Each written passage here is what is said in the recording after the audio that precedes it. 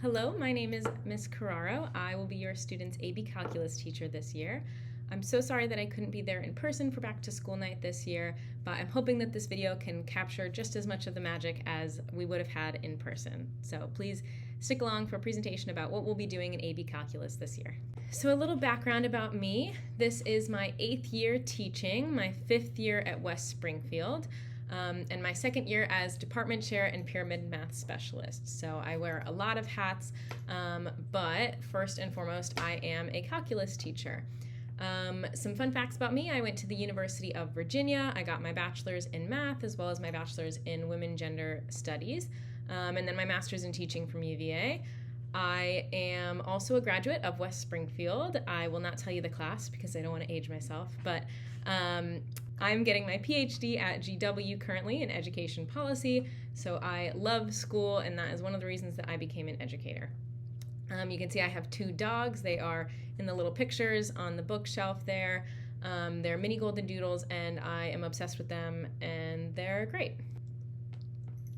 So in terms of this course, one of the big goals of our school is visible learning, and that means that students actually know what they know and what they don't know and what they need to focus on. So every unit I'm going to be giving out a visible learning guide. I've already done that for Unit 1, and this lists all of the topics that we're going to cover and really the objectives of the course. And so we grade based on those objectives, and students should be able to say at the end of each unit that they have mastered certain topics or certain objectives, and then others that they haven't quite mastered. And that's a good point for them to focus on, right? So if they really struggled with limits at the beginning of the year, by the time we get to the midterm or the final exam, they should know that they need to review that material because it's going to be covered cyclically throughout the school year. So on the right side of the screen, you can see some of the things that we're going to cover this year. So limits, derivatives, integration, slope fields, and differential equations. And then we also sprinkle in applications of all of those things. So we do applications of derivatives, of integration, of all of that. And all of that will be cumulatively on our AP test. So one of the main goals of AP Calculus is that we take that AP test on May 8th. We already know the date. And the goal here is that kids can get college credit. So they can go into college with a couple of math credits under their belt. They might not need to take math in college with that, or they might just need one fewer class, which is really, really awesome. For grading, we use the rolling grade book here, and in calculus we use a 100-point scale. So that means we don't weight quizzes and tests or anything like that. We do have quizzes and tests. They will be between 5 and 100 points, so all over the place. And these are going to occur within a unit. Usually we end with a big unit summative test. In terms of retakes or second chance assessments, we can only do this for test grades because those are really the bulk of our class grades. And students can retake them up to an 80%. We don't tend to do retakes like there's a first version and a second version. Instead, we'll have these cumulative tests that tend to be used as our second chance assessments. So every test can have some second chance for it, so they can be fixed, those grades. And it might look different each unit, but there will be the opportunity given for every single unit test. One big thing to note, though, is that the homework packet for that unit needs to be completed and turned in on the day of the test in order to earn eligibility for that second chance assessment. Now, homework is not itself graded, so I don't collect it with the intention of going through every problem and making sure that they did it.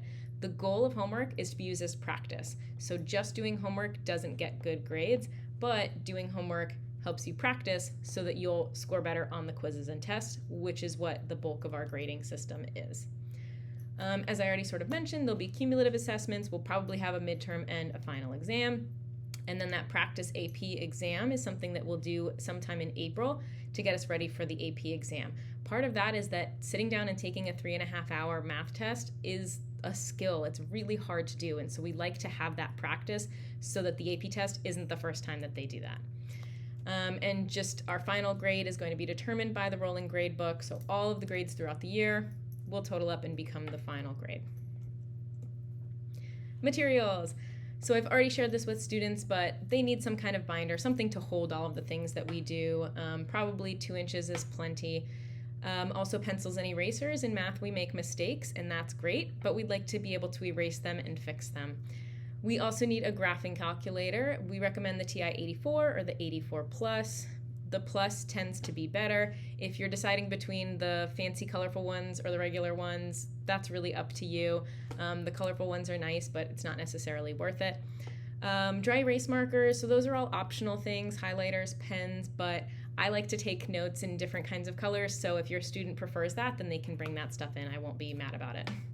And then charge laptops. Sometimes we do Desmos activities or other various activities on our laptops. They take quizzes sometimes in Schoology, so just making sure that they have their charged laptop every day is a really great idea. So let's talk Schoology.